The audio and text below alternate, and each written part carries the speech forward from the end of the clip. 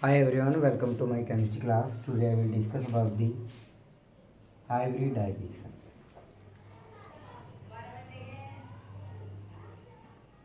So students, before going to hybridization, this is Amit Kumar from NIT Warangal and today I will discuss about hybridization. So students, hybridization का generally meaning क्या होता है ये सबसे पहले आपको पता होना चाहिए.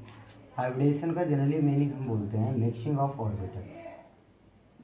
मिक्सिंग ऑफ ऑर्बिटल्स, तो ये आपका कीवर्ड होता है हाइब्रिडाइजेशन के लिए, मिक्सिंग ऑफ ऑर्बिटल्स. ठीक है. अब जो हमारे हाइब्रिडाइजेशन है उनके लिए जो कुछ क्राइटेरिया बने हुए हैं उन क्राइटेरिया को हमें फॉलो करना है और तब आपको निकाल लेना है आंसर्स. ठीक है. तो जैसे स्टूडेंट्स मैं आपको बता देता हूँ कि जनरली जो हाइड्रोकार्बन्स हैं उन हाइड्रोकार्बन्स के जब आप एग्जाम्पल्स यूज करोगे तो उन एग्जाम्पल्स में कैसे हाइब्रिडाइजेशन निकालते हैं वो आप सीखोगे. जैसे ये मैंने अभी हाइड्रोकार्बन्स आपको सिंगल बॉन्ड का बना करके दिखा चुका हूँ मैं, और वैसे ही यहाँ पे डबल बॉन्ड. ठीक है. तो हाइब्रिडाइजेशन अगर हाइड्रोकार्बन का आपको निकालना है तो सिंपली आप स्टूडेंट सिग्मा बॉन्ड को काउंट करना और सिग्मा बॉन्ड को जोड़ देना. तो टोटल कितना है 1 2 3 4. इस कार्बन एटम के चारों ओर कितने नंबर ऑफ सिग्मा बॉन्ड्स हैं उनको आप काउंट कर लेना और ऐसे लिख देना. तो आप सबसे पहले SPDF लिख लेना. अब आपको पता होना चाहिए SPD एंड F. S के लिए एक ऑर्बिट होती है, P के लिए 3, D के लिए 5 एंड F के लिए 7. तो आपको टोटल कितना करना है 4. तो 4 मतलब 1 3. और तो ये पार्ट आप यहाँ से उठा लेना तो आपका फाइनल आंसर आ जाएगा SP3. अगर मैं इसको C1 करूँ तो C1 का जो आंसर होगा वो क्या होगा SP3. Same for the second one. अगर मैं इसको C2 कंसिडर करूँ तो सिग्मा सिग्मा सिग्मा. तो total number of sigma bond carbon के चारों ओर कितने हैं 1 2 3 4.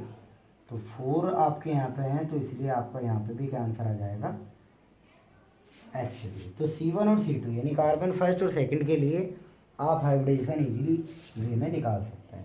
दूसरा हमारे पास जैसे डबल बॉन्ड है तो सिग्मा सिग्मा. स्टूडेंट्स हमेशा याद रखना एक डबल बॉन्ड के अंदर एक सिग्मा और एक पाई बॉन्ड प्रेजेंट होता है जिसको आप ऐसे रिप्रेजेंट करो.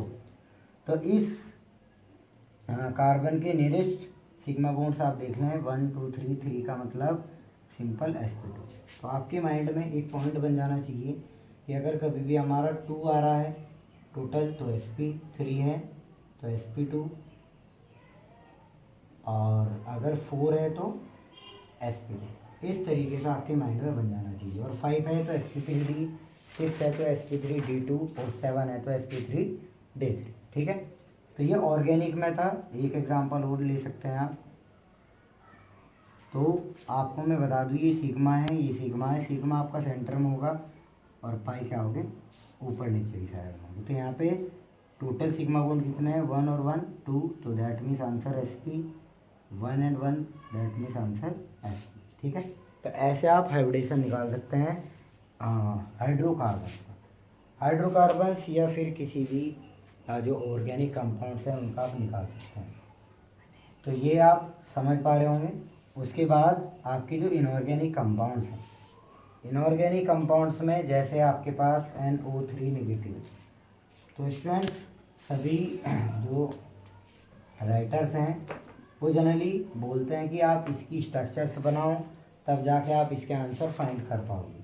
लेकिन मैं आपको विश्वास के साथ बोल रहा हूँ कि आपको इसकी कोई स्ट्रक्चर्स नहीं बनानी है. सिंपल आपको इसका एटॉमिक नंबर फाइंड कर लेना है. एटॉमिक नंबर यानी सेंट्रल एटम जो भी होगा उसका एटॉमिक नंबर आपको बताना चाहिए. जैसे यहाँ पे नाइट्रोजन सेंट्रल एटम है, एटॉमिक नंबर कितना है 7. तो इसको आप 2 5 लिख दोगे. तो 2 5 का मतलब क्या होगा कि आपकी जो वैलेंस इलेक्ट्रॉन है नाइट्रोजन के लिए 5 है. तो 5 इलेक्ट्रॉन को आप ऐसे रिप्रेजेंट कर लेंगे. कर लिया आपने. और एक नेगेटिव है और नेगेटिव को आप ऐसे यहाँ पे ऐड कर देना.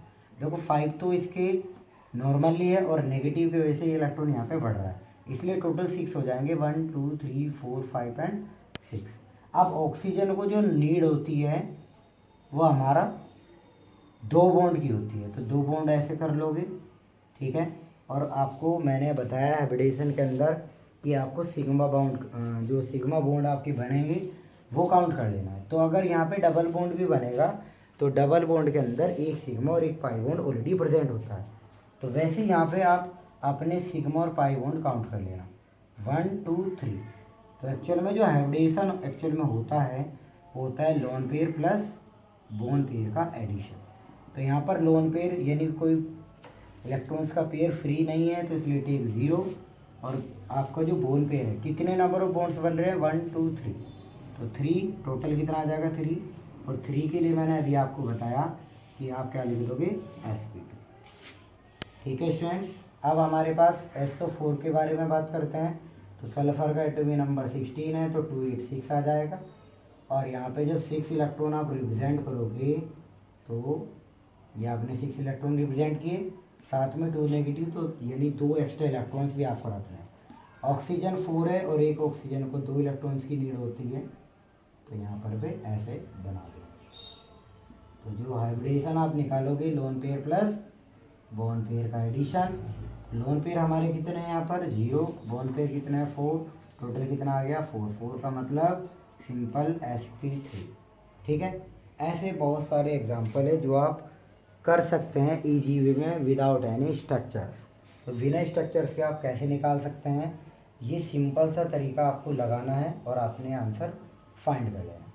अगर स्टूडेंट्स मैं बात करूं CO3, तो CO3 हमारा क्या होता है कार्बोनेट।